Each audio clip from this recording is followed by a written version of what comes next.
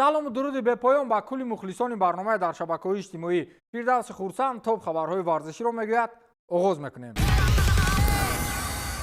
Реал Мадрид бо ҳангомаи бузург бо ҷоми Испания хайрбод гуфт. дастаи шоҳонаи Мадрид аллакай дар бозии аввалини худ пас аз барканории Хаби Алонсо мағлуб шуд ва аз мусобиқа берун монд. қотили навбатии Реал дастаи Албасете гардид. тиме ки айни ҳол дар ҷои 17-уми сегунда қарор дорад. Албасете бо вуҷуди ҳолати на он қадар хуби худ ду бохт аз Леганес ва ду мусови бо Гранада ва дастаи дуюми Реал Соседад анҷом дод ва инак дар ин дидор тавонист бозии қаҳрамонона бар муқобили тими мадридӣ нишон диҳад ва ғалабаи таърихӣ ба даст оварад. ин пирӯзӣ аввалин ғалабаи онҳо пас аз 4 бозӣ буд ва он ҳам дар муқобили Реал Мадрид. ин вохӯрӣ ҳамзамон дебюти Алваро Арбелоа дар курсии сармураббигии Реал Мадрид ба ҳисоб мерафт. оғозе ки мухлисон интизори дигаргунааш буданд, аммо футбол боз як бор бераҳмии худро нишон дод. пас аз анҷоми вохӯрӣ варзишгоҳи Албасете ба саҳнаи идона табдил ёфт. ҳаводорони мизбон бо тамасхур ва ҳаяҷон ба бозингарони Реал муроҷиат карданд. ташаккур ки омадед, ҳафтаи оянда ҳам меҳмон шавед. лаҳзаи эҳсосбарангезро бошад Хесус Валехо офарид, хатм кардаи академияи Реал Мадрид ки аз ҳамин мавсим либоси Албасетеро ба бар мекунад. ӯ бо ашки шодӣ пирӯзии дастаи нави худро ҷашн гирифт. пирӯзӣ бар бошгоҳе ки ӯро ба футбол оварда буд. бо ин шикаст Реал Мадрид расман шонси треблро аз даст дод. ҷолиб он аст ки Мадрид дар тамоми таърихи худ ҳеҷ гоҳ ин се унвонро дар як мавсим ба даст наовардааст. шаби пур аз ҳангома, ашк ва тамасхур исбот кард ки дар футбол номҳо не, балки рӯҳия ва мубориза ҳама чизро ҳал мекунанд.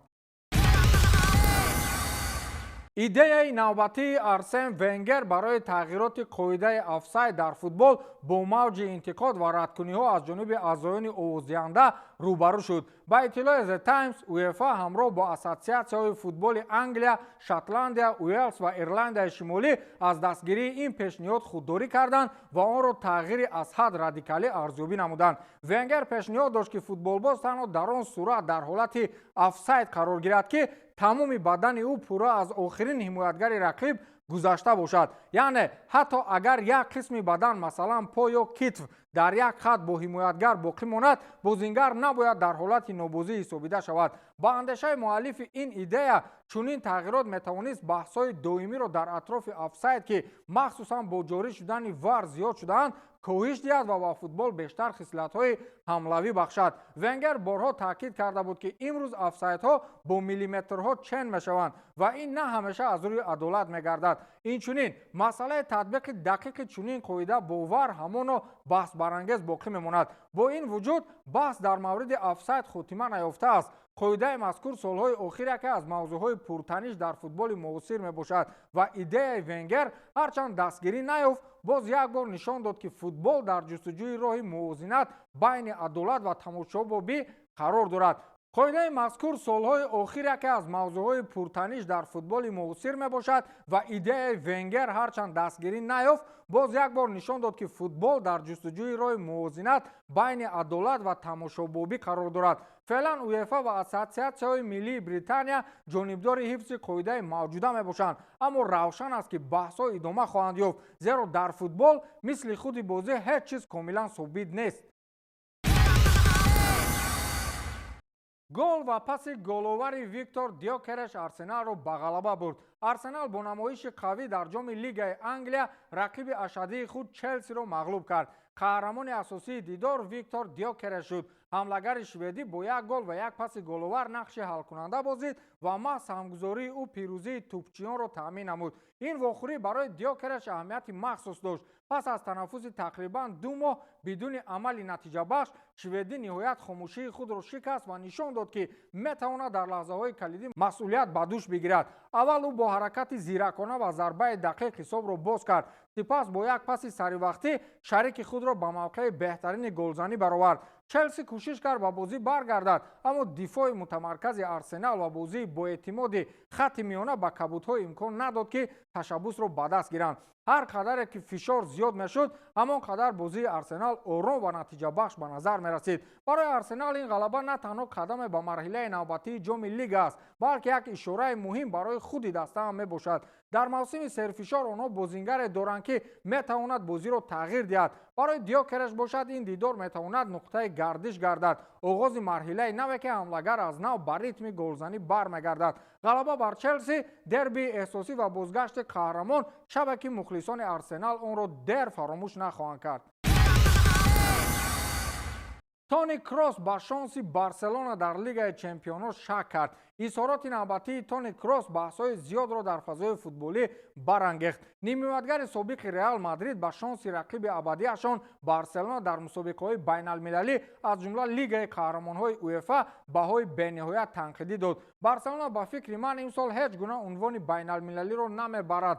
ҳадди ақал ман ҳамин тавр фикр мекунам, гуфтааст Тони Кросс. ин суханон аз ҷониби шахсе садо медиҳад ки худ чандкарата қаҳрамони Лигаи қаҳрамонҳо аст ва таҷрибаи бузурги бозӣ дар сатҳи олӣ дорад. аз ин рӯ назари Кросс танҳо як андеша нест, балки хулосаи футболбозе аст ки солҳо дар бозиҳои сарнавиштсоз ширкат кардааст. ба назари бисёре аз коршиносон чунин изҳорот бевосита ба бесуботии Барселона дар арсаи Аврупо дар солҳои охир иртибот дорад. гарчанде каталониё дар дохили Испания боз ҳам қудрат нишон медиҳанд, дар Лигаи қаҳрамонҳо онҳо пайваста бо мушкилӣ рӯбарӯ мешаванд, хоҳ аз ҷиҳати таҷриба, хоҳ аз лиҳози умқи таркиб ва ё рӯҳияи бозиҳои калон. ҳамзамон бархе бар инанд ки Кросс бо ин суханон на танҳо таҳлил, балки ангезаи равонии классикои абадиро ҳам зинда мекунад. Реал ва Барселона ҳамеша берун аз майдон низ рақобат доштанд ва ҳар як изҳороти тез метавонад равған ба оташи ин рақобат резад. оё суханони Кросс воқеият хоҳанд шуд ё Барселона боз ҳам мухолифони худро хомӯш мекунад? посухро танҳо майдони футбол медиҳад. ин ҳама андешаҳои расонаҳои хабарии коршиносон Тони Кросс ва дигару дигарҳо аст. ба андешаи ман имсол Барселонаро на Тони Кросс манъ карда метавонад, на ягон каси дигар. Ленард Карл бори дуюм дар як моҳ мухлисони Баварияро асабонӣ мекунад. ситораи ҷавони Бавария Ленард Карл боз ба маркази баҳс афтод. ин дафъа сабаб бозии худи ӯ не, балки як ҷузъиёти хурд, вале барои мухлисон бисёр ҳассос гардид. аккаунти расмии Бундеслига дар шабакаҳои иҷтимоӣ нохост фош кард ки футболбози 17-солаи олмонӣ дар майдон бо соқбанд ё ба истилоҳи русӣ бо шиткиҳои Лионел Месси бозӣ мекунад. ин навор ё акс барои мухлисони Бавария ба монанди равған ба оташ буд. чаро? зеро ин аллакай бори дуюм дар як моҳ аст ки Карл бо ишораҳо ва рафтораш сабри ҳаводорони бошгоҳро месанҷад.